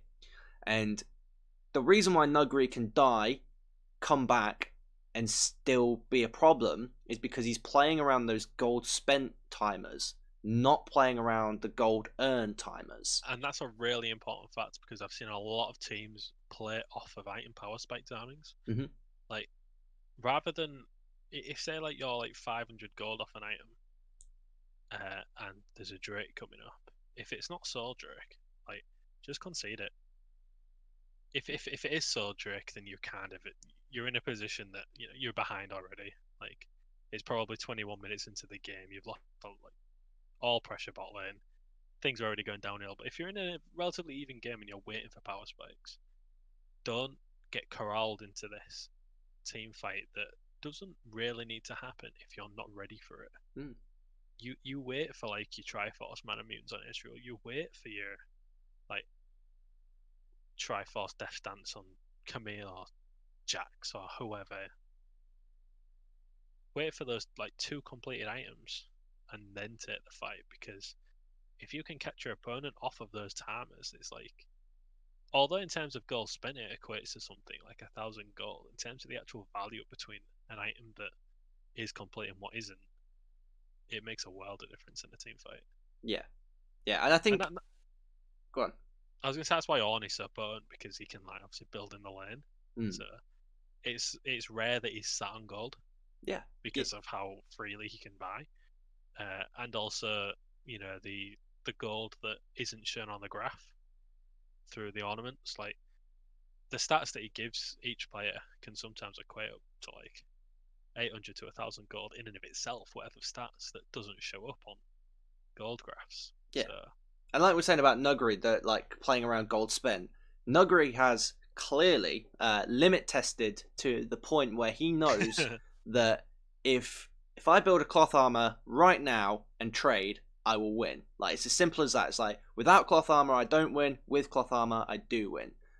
So that's, again, gold spent is something that Nuguri is ridiculously good at playing around. And again, something that teams aren't doing enough of. And like you're saying about playing around item power spikes, is that sometimes just do something a bit random on the map, right? Because it's gonna throw people off. They're gonna get into this rhythm of, okay, now's the time to go take the Rift Herald. Okay, now we go set up for Drake, and now they sweep out our vision, we sweep out their vision. Blah blah blah blah blah. Maybe just run it down mid for a minute. Like it's not the worst thing you could do. Like if you're not hit that item spike, you can't win that Drake fight. Just run it down mid. Go take the tower or half damage it or grab the Rift We Herald. saw that a lot. We saw that a lot in Korea actually. The LCK ramp. Yeah, the LCK ramp. Yeah, it was. I love it. And again, I do like what you're saying, because in those games where there is like this, it's almost like a melody playing out. Like everything goes in a certain fashion. Yeah, like that. And it's normally one team getting choked out. Like it's one team conducting the orchestra, and then the other team is just kind of playing the fiddle, and it's just being strung along. They're being strung along, and it normally ends out in these games where there's like low deaths, but there's somehow like a 10,000 gold lead. Yeah. Because of how it's gone. And although I like watching that type of League of Legends, it's not objectively fun to watch. No. It's in theory, it's like that. I can't remember who said it, but the perfect game of League of Legends would have no deaths, right? Like it would just be all about pressure and exerting pressure in certain areas.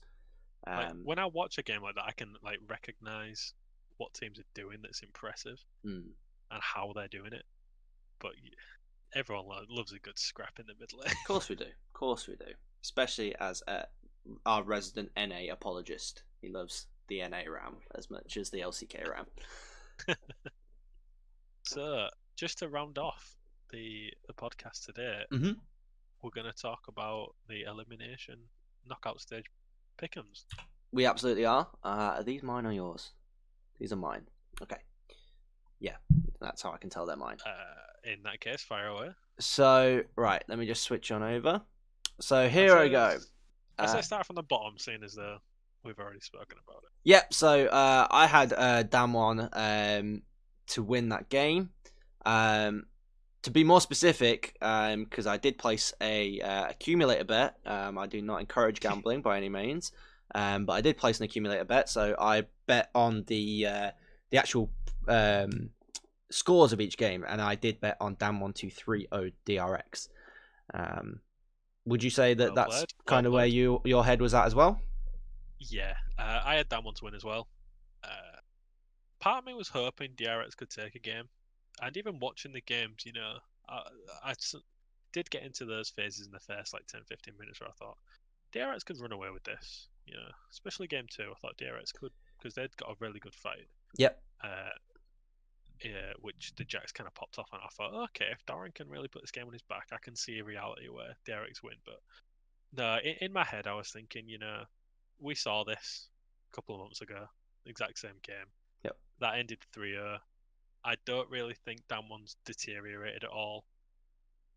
DRX might have grown a bit, but ultimately, I pegged 3-0. Yep. So. Awesome. Looking at what's the next game to actually be played? It's Suning JD. Suning JD. So we'll talk about that one next. This is a place where we differ. I went for Suning to win here, and I put it down to be a 3-2 for Suning. What are your thoughts? So, yeah, I mean, I do think it will be close between these two teams. I just brought up your pick'ems just so I can show that you went different. I do just quickly want to double check how the LPL actually finished. So, what I've heard is that Suning and JDG never actually played each other in the playoffs part of the LPL. They did play each other in regular season. I believe JDG won in regular season. Yeah, so Suning beat LGD, but they ultimately lost to, I believe, Top. So I think Suning have played really well so far. and I wouldn't be surprised. I'm still going with JD, Mhm. but I would not be surprised to see again 3-2 from JD's perspective. I am giving it to JD purely because although Suning technically won more games in their group, JD Gaming, whatever you want to say about the draft, whatever we discussed earlier, did take a game off Damwon, Yeah, which is that's no true. easy feat. Yeah. I also want to talk, and I will refer back to this argument later on in the pick'ems, but the final of LPL, like that was Top Esports versus JDG, was a 3-2 victory for Top. Mm-hmm. So Hard fought. hard fought. Like JD are bringing them to the wire Mm. if they really want to win this tournament. So I think you've got to hold that in high regards. That if anyone is putting Top above Damwon, you've kind of got to give a degree of respect to JDG as well. Like just by definition, like the fact that JD was capable of bringing them to 5-game series warrants that respect. I don't think we've seen everything JD have to offer in group stages, to be honest. We've not seen either of these teams in a best of 5 in Worlds yet. Yeah, absolutely. The closest we saw was Suning against G2. Yeah, obviously they played 2 games back to back. Yeah, won them both. So that's obviously bodes well for Suning fans out there. Yeah, I don't blame you for going Suning, but I just think that JD have the edge. I think my Suning pick is mostly sort of to do with my own headcanon. I don't think it's actually analytical. That's not my skill set. I'm a weaver of tales. No, Suning in my own headcanon. Just more things stick out to me than any of the JDG games I've seen. I know I've seen a lot of JDG games, but what really sticks out to me is Bin's Ignite TP on Camille, or SOFM with the tanky Lee Sin build, or there's just so many things about Suning that just really stick with me, and they kind of make me want to root for him, right? I will agree with you that it's been more entertaining to watch Suning than it has been to watch JDG. Which I is definitely get with you on that. Again, like we're going back to this the idea of the perfect game of League of Legends, and it's not the entertaining team that wins G2, but it is quite often it just makes me root for them, and I've got on that. I think the talent's there. I think this group of young players are incredibly gifted mechanically, and where Suning have. The only places where Suning have really failed is in this late game decision making, which they've started to show that they're getting better at. And in fact, in that last game against G2, that was what won them the game. They didn't screw up their late game decision making. Which, if you do that against G2, they punish you hard for it. I think Suning's got all the tools in the kit. It's just whether they decide to bring those tools out on the day, or whether they decide to become those tools. Good game, I think. I'm looking forward to it. Yeah, absolutely. What is the next game on this schedule, if you please? I want to say... I've got it. It's Top Fnatic. Really? Okay. It is Top Fnatic is the next game on the schedule. So, we both went the same way here. Not surprisingly, Top Esports. I've bet on a 3-1 here. I bet on a 3-1 because Top can bleed. If you can lose to FlyQuest, you can lose to anyone. True. And again, like you say, they went in a 3-2 series to beat JDG. Do I think that Fnatic could take a game off JDG? I do. I think Fnatic are when they're on form, when everything's gelling, when they're doing what Fnatic does best, they almost can't be beaten. I think this is an iteration of Fnatic which I never thought I'd say this phrase, but I kind of respect. Like, made me feel ill to think about it, but like I kind of respect this Fnatic lineup. It feels like they are willing to do what it takes to win. and it feels like they've slipped really well into the meta. I think Bwipo is a ridiculously intelligent top laner, although it doesn't seem like it in the way he plays sometimes. But on review, like after a game, you go, no, actually, I see what Bwipo is doing here, and he is actually playing around timers and this and that. He has just pushed his luck just a little bit. Yeah, I think he does like to push it a bit, like to the limit, Yeah, which is fine, but not always fine in your important games. exactly. So I agree with you, top to win. Hmm. And although I also agree with you in regards to the Fnatic lineup right now, I actually think Fnatic they're like either at the highest high or lowest low, Mm. and I kind of feel like in a single day's worth of games, like one after another, straight off the bat, it's either 3-0 or a 3, in my opinion. Wow. So Okay. I'm actually saying that top esports 3-0 them, but I guess what I'm saying is I'm open to the slight possibility that Fnatic 3-0 them, Okay. Wow. which sounds outlandish. So you think this is heavily momentum based? I do. I think these teams all love momentum, Mm. and you Very know, very emotional teams, both of them as well. Actually, when you think well, about it. that's it. Like that's what I'm kind of thinking. Like I can see Fnatic kind of, if they get the first win, they kind of barrel down on what that success was Mm. and try and be a bit more creative about it. Mm. But at the same time, I think top, if they win by a certain means, they can also improve on that, like in Yeah. following games. Yeah. Uh, so, and I don't know if either of them are going to like outwardly challenge the draft that was done prior, if that makes sense. Mm. Like, will these teams be able to come with a response to a difference in draft or a difference in play style within those 20 minutes? Because I mean, like we saw in the LEC finals, that Fnatic beat G2 in to like get to the winners bracket final. Yeah. Yeah. So, and that was in like a 3-2 series Hmm. where G2 were kind of inting, Yeah. They were to be kind of honest. lucky to get the 2 games they did, from what I There remember. was, and if someone doesn't give them that burn, like that's a 3-0, just like Mm. how the actual finals went. Yeah.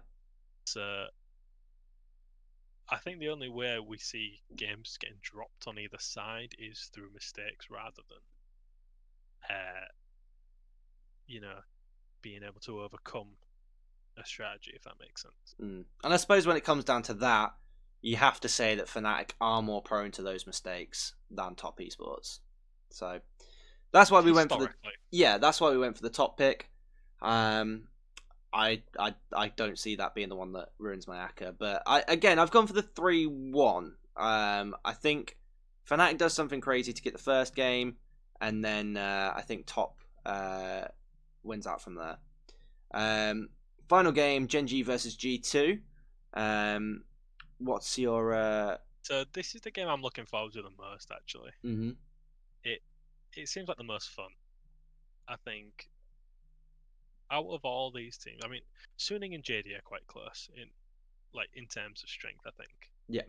But everyone loves a G2 game, and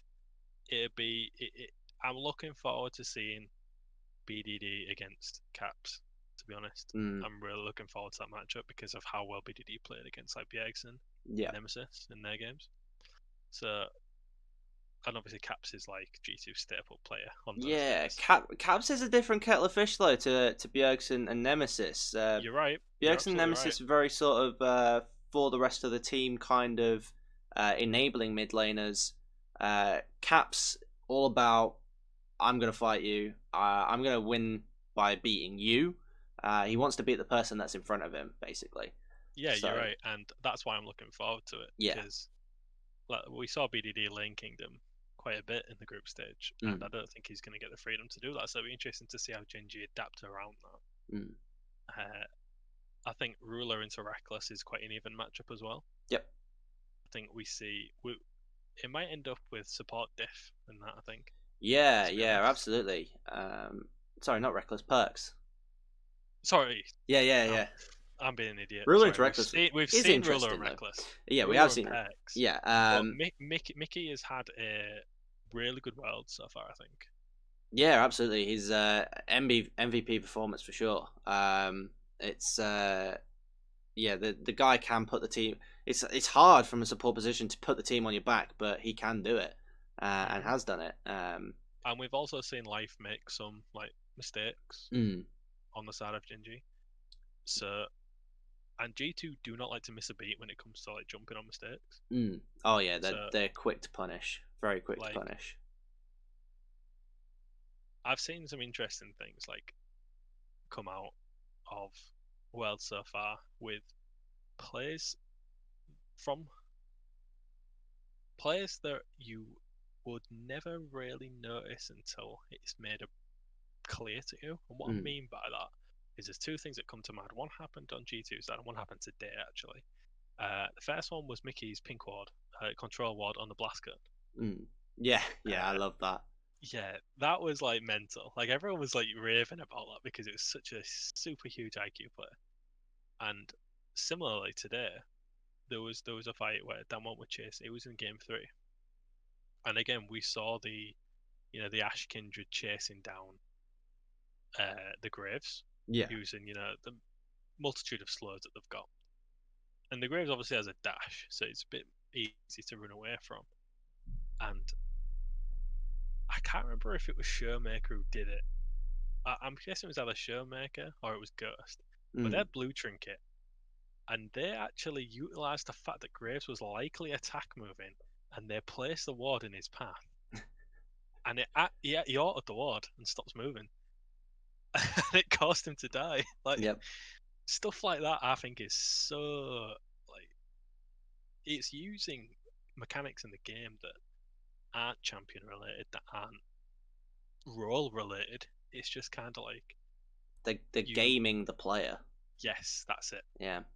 And to see players capable of doing that at this level is it's fun to watch, and we've seen Mickey do it. Mm-hmm. So I'm hoping to see some kind of little tricks come out. I think the top lane is probably G2 favoured. Mm-hmm. Yeah. If I'm being honest, I think Wonder outclasses Rascal, and the jungle. You know, It's sometimes Yankos is the best jungler in the world, and other times he's just Yankos. I Like, was gonna say what I said to Stones the other day. yeah, Is yeah. it is, and again, we don't like to swear on this podcast, but he's either Yankos or he's Wankos. Yep, yep. So I think we might see a bit of a jungle, or rather, we'll need to see the jungle step up. Mm. Shall I say? I Like think what. Clid has been quite good for Genji Mm. in World so far, so Clid into Yankos should. We saw it last year, when Clid was on T1. Mm. Obviously, G2 won that series, Yep, so it'll be interesting to see how the two junglers fare up yep. this time round. I think if we're looking at this matchup, in terms of the way the game should be played as dictated by so-called meta, which top esports, by the way, say the meta is dictated by the best team, which is Well, them, yeah, according that's to them. interesting. But yeah, according to the so-called meta, your top side of the map is probably your most important side of the map now. Your mid jungle and top laner. They are the people who really dictate the pace of the game or the style that the game's going to be played in. If we're looking at literally head-to-head strength, we take Wonder over. Sorry, who's Genji top laner again? Slipped my mind. Rascal, yeah.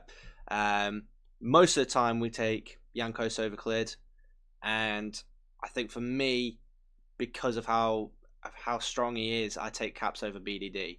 So if we're looking at those three head-to-head matchups, the place where And again, it stylistically it matches up for Gen G. The place where you can put pressure on is in bot lane, where yes, Mercs, that's their duo name. Yes, Mickey X is looking like incredibly in form when it comes to outside of the laning phase, but in laning phase, it's not going so hot for Perks and Mickey down there. They are often dying in the 2v2. They were in the LEC. They have been at Worlds. It's a place where Ruler can get ahead, and we know what Ruler can do when he is ahead. He can really take charge of the game completely. We're seeing a Gen G team that, you know, they have options to put eggs in the Ruler basket. You know, they don't just have to like defer him to Senna and him take a step back. You know, that they'll pick a Phelios for him, and they'll be like, right, Ruler, can you carry us, please? You know, we'll funnel your kills. You know, you can get your 2v2s, get your 3v2s, and you're our late game. Yeah, like, Gen G will do that given the chance. So I still have G2 to win. Yep. To be honest, as do I. I think it'll be a 3-2 this one. Yeah, absolutely. That's what I've gone for too. Let's quickly, because I do need to get off. Let's go through the remainder of our picks. So top v Suning, I go top.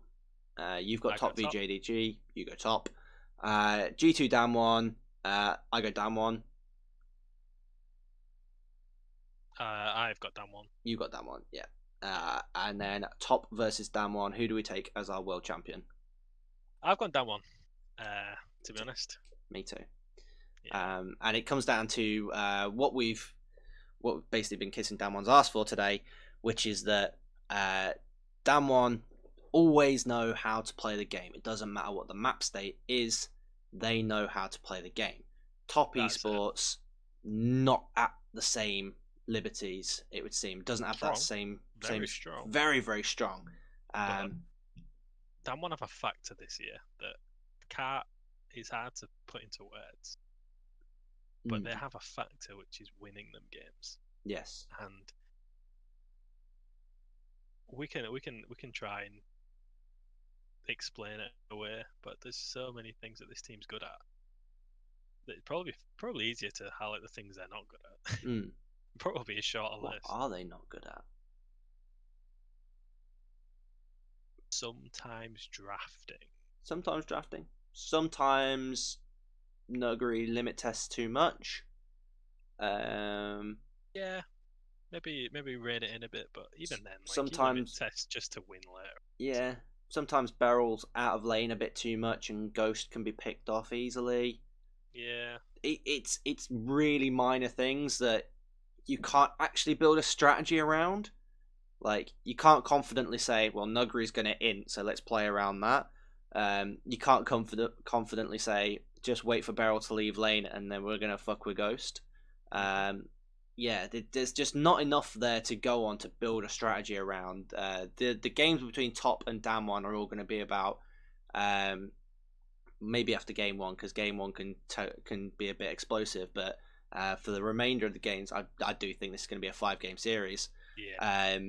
It's going to be about small incremental advantages built up by individual laners, by little plays, you know, small movements on the map, take a jungle camp here, trade a tower there, little things like that. That's going to be what decides these games.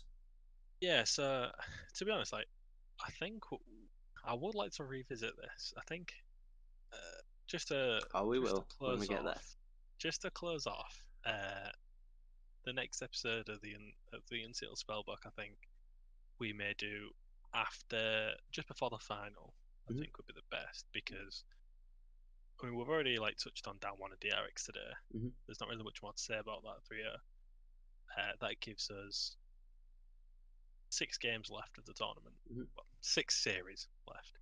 So I think leaving it just before the final, I think we can talk about the games leading up to it, and I would like to see where we've come from this point now in relation to our choices, our pick'ems, our predictions. Yep.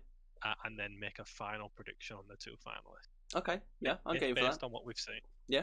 We're gonna try and be analytical about it, are we? Ooh, a little bit. Yeah. We'll try. It's all gonna be narrative based for me. I like nuggery, so damn one win. That's how it goes in my head. I like nuggery. Yeah, I like. Yeah. It sounds like a cereal. It means raccoon So yeah. in Korean. Well, excellent. I think we've covered all we wanted to cover for today. Good luck with your pick'em, sir. Same to you. Thank you. Very similar. Very similar. But that's been the Unsealed Spellbook episode 3. As we said, we'll be back for episode 4 just before the final game of the tournament. So keep an eye out. Remember to subscribe on YouTube, like, comment. Do remember you can let us know if you want to hear this anywhere else. I haven't made the effort to put it anywhere else yet because no one's asked for it anywhere else. But if you want it somewhere else, I'll figure out how to do it. I promise. All right. Figured it out. I figured it out. And on that we'll leave you. See you next time. Anything you want to say, Al? Yeah. No. Just thanks for watching. Yeah. Make sure you support us. Let us know if you want anything extra. If there's something you explicitly want us to talk about, maybe. Maybe give us ideas. If you want to see anything in the off season. One thing that we've absolutely proven, and the last note I'll leave you in, is that we can always find something to talk about when it comes to professional League of Legends. We will beat that dead horse. Oh yes, absolutely. Right. See you guys. Thank you for listening. Cheers.